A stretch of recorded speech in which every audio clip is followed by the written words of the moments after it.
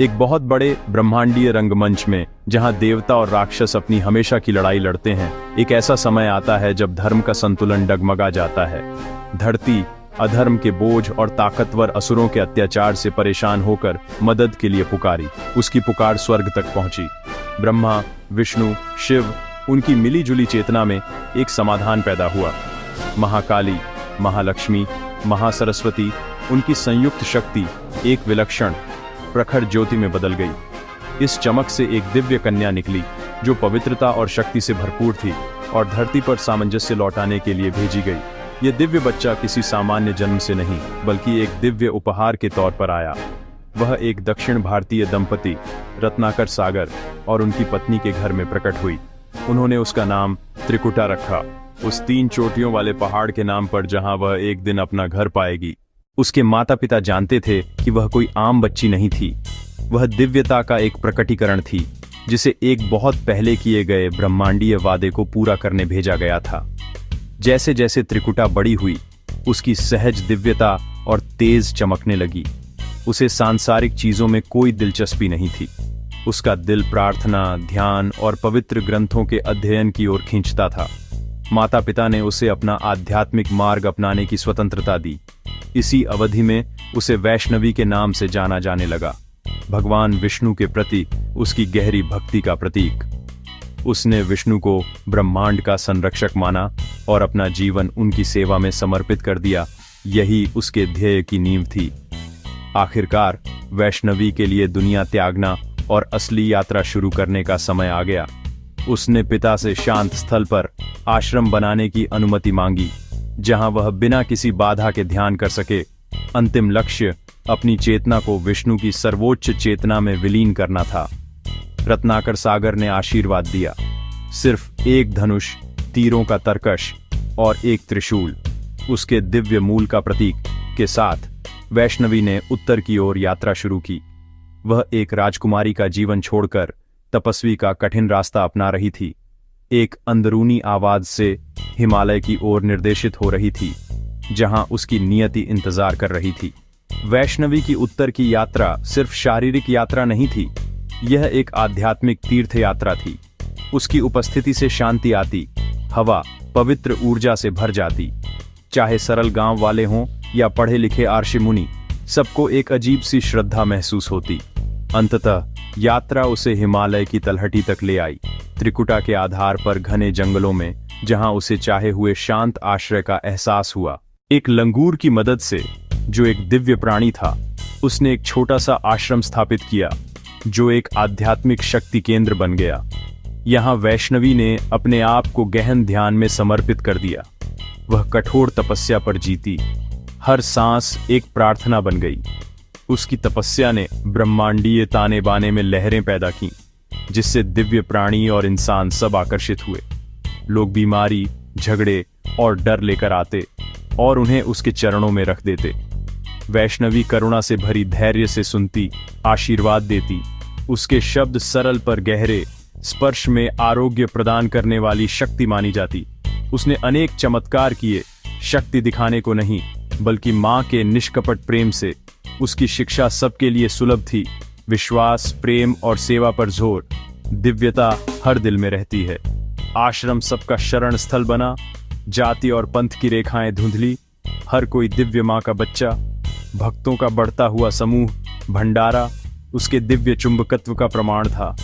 जैसे जैसे आश्रम फला फूला, उसके दिव्य हस्तक्षेप की कहानियां फैली। उनमें एक मुख्य घटना श्रीधर से जुड़ी थी, एक गरीब ब्राह्मण जिसके पास साधन कम थे। भोज के दिन मेहमान उम्मीद से ज्यादा आ गए। रसोई में भोजन कम था। वह चिंता से भर गया। वैष्णवी एक दिव्य कन्या रूप में प्रकट हुई। चिंता न करो, छोटे बर्तन से परोसना शुरू करो, सबको भोजन मिलेगा।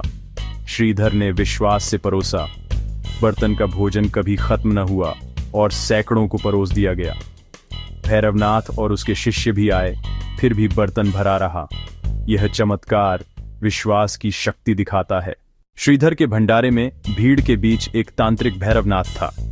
वह दूर से वैष्णवी को ताक रहा था। उसमें अपार अहंकार था। उसके पास कुछ असाधारण शक्तियां थीं, पर वह न मानता कि एक युवा कन्या इतनी शक्ति रख सकती है। उसे काले जादू या चालबाजी का शुभा था। वैष्णवी विनम्रता से सेवा कर रही थी। भैरवनाथ ने उसे परखने का फैसला किया। उसने साधारण शाकाहारी भोजन ठुकरा दिया, फिर मांस और शराब मांगी, जो इस पवित्र आश्रम में सख्त वर्जित थे। ब्राह्मण के भोज में केवल सात्विक भोजन परोसा जाता है। ये भोजन प्रसाद है, केवल शरीर के लिए नहीं बल्कि आत्मा के लिए भी पोषण है। पर भैरव का अहंकार उसे सुनने न दे। उसका स्वाभिमान घायल हुआ, संदेह भड़क उठे। उसने उसके बुरे इरादों को महसूस किया और समझा कि शांत ध्यान का समय समाप्त हो चुका है। उसने अपने ध्येय की पवित्रता बचाने को निकलना उचित समझा। वह डर कर नहीं, रणनीतिक रूप से पीछे हट रही थी, भक्तों से भैरव को दूर ले जाती हुई। लंगूर रक्षक ने रोकने की कोशिश की, पर तांत्रिक की शक्ति जबरदस्त थी। पीछा शुरू हो चुका था। यह टकराव सिर्फ व्यक्तिगत संघर्ष नहीं, दिव्य पवित्रता के सामने अहंकार प्रेरित इच्छा, एक ब्रह्मांडीय लड़ाई। यह विश्वास और धीरज की परीक्षा थी, एक दिव्य लीला कि दिव्यता को भी अहंकार और अज्ञान का सामना करके विजय पानी होती है। पहाड़ पर उसकी यात्रा आत्मा के आरोहण का प्रतीक बनी, चुनौतियों भरा मार्ग जो अंतिम मुक्ति तक ले जाता है। नियत अंतिम टकराव की जगह सामने थी। जैसे जैसे वैष्णवी खतरनाक ढलानों पर चढ़ी, प्यास लगने पर उसने धरती में एक तीर मारा और शुद्ध पानी का झरना फूट पड़ा। यही बाणगंगा बनी। माना जाता है कि उसने इसी पवित्र पानी में अपने बाल धोए, इसलिए यह नदी गंगा जितनी शुद्ध मानी जाती है। और ऊपर उसने एक स्थल पर विश्राम किया, चरण पादुका, जहां उसके दिव्य पद चिन्ह पत्थर पर अंकित हो गए। वह एक छोटी गुफा तक पहुंची, अधकुंवारी, जहां उसने ध्यान और प्रतीक्षा का निश्चय किया। कथा कहती है वह 9 महीने यहां रही, मां के गर्भ जैसी तपस्या अवधि, ब्रह्मांडीय ऊर्जा संग्रहित करते हुए। इस बीच भैरवनाथ गुफा के मुहाने पर आ पहुंचा। अंतिम टकराव का क्षण आ गया।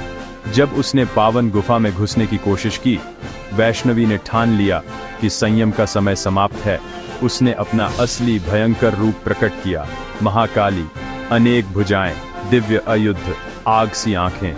उसने अपने त्रिशूल से उसने गुफा के दूसरे छोर पर मार्ग बनाया और बाहर निकली। पीछा पवित्र प्रवेश द्वार पर समाप्त। उसने चेतावनी दी, पश्चाताप कर लौट जा।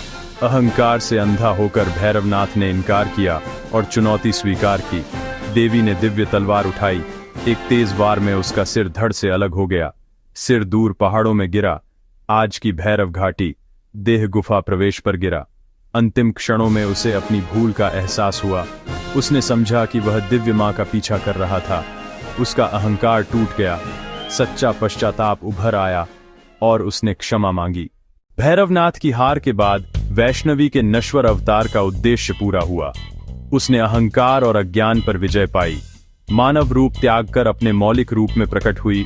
गुफा के मुहाने पर 3 पिंडियां प्रकट हुईं। दाहिने महाकाली, केंद्र में महालक्ष्मी, बाएं महासरस्वती। यह गुफा उसका शाश्वत निवास बन गई। सदियों तक स्थल रहस्यमय रहा। घने वनों और दुर्जेय चोटियों के बीच कथा जीवित रही। देवी ने पंडित श्रीधर को चुना, सपने में मार्ग दिखाया।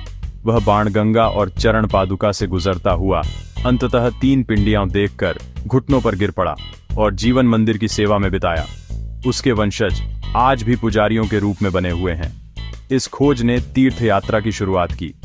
एक व्यक्ति की भक्ति से धारा, फिर नदी और अंततः मानवता का सागर। देश विदेश से भक्त, हर कदम पर जय माता दी का जाप। चेहरे विश्वास, आशा और चमत्कारों की कहानियों से भरे। लोग प्रार्थना, अपने बोझ और कृतज्ञता के साथ आते, मां की उपस्थिति में सांत्वना और शक्ति पाते। आज 30 सितंबर 2025 के दिन मां वैष्णो देवी में विश्वास पहले से ज्यादा मजबूत है। लाखों तीर्थयात्री हर साल उसकी पवित्र गुफा तक 13 किलोमीटर की कठिन यात्रा करते हैं। चेहरे दृढ़ संकल्प और दिल अडिग भक्ति से लबरेज। यह यात्रा जीवन का रूपक है। ऊंचाई, मुश्किल रास्ते, थकावट के पल, पर अंत में अपार शांति और आध्यात्मिक पूर्ति। जय माता दी के नाद पहाड़ों में गूंजकर दिव्य ऊर्जा से भरा वातावरण रचते हैं। यह मंदिर भक्ति का शक्तिशाली प्रतीक है। मां की विरासत अनेक कहानियों में निहित है। असाध्य रोगों का ठीक होना, निस्संतान दंपतियों को संतान, व्यापार को पतन से बचना, भटकी आत्माओं को उद्देश्य मिलना, यह आज की दुनिया में प्रार्थनाओं के जीवित प्रमाण हैं। हर भक्त लौटकर अपने भीतर मां की रोशनी की एक चिंगारी ले जाता है, समुदायों में आशा और सकारात्मकता फैलाता। आशीर्वाद केवल गुफा तक सीमित नहीं, बल्कि विश्वासी बच्चों के दिलों से दुनिया में प्रवाहित होते हैं। मंदिर अब एक सुप्रबंधित परिसर है, पर केंद्र में 3 पिंडियां कच्ची और आदि रूप में अस्तित्व रखती हैं। निरंतर पानी का प्रवाह और अखंड ज्योति उसकी शाश्वत उपस्थिति के स्मारक हैं। भैरवनाथ मंदिर की यात्रा तीर्थ यात्रा को पूरा करती, क्षमा और मोक्ष की शिक्षा को पुष्ट करती। अपने भीतर के भैरव, अहंकार और नकारात्मकता को त्यागना होगा, तभी मां की कृपा पूर्णता से प्राप्त होती है।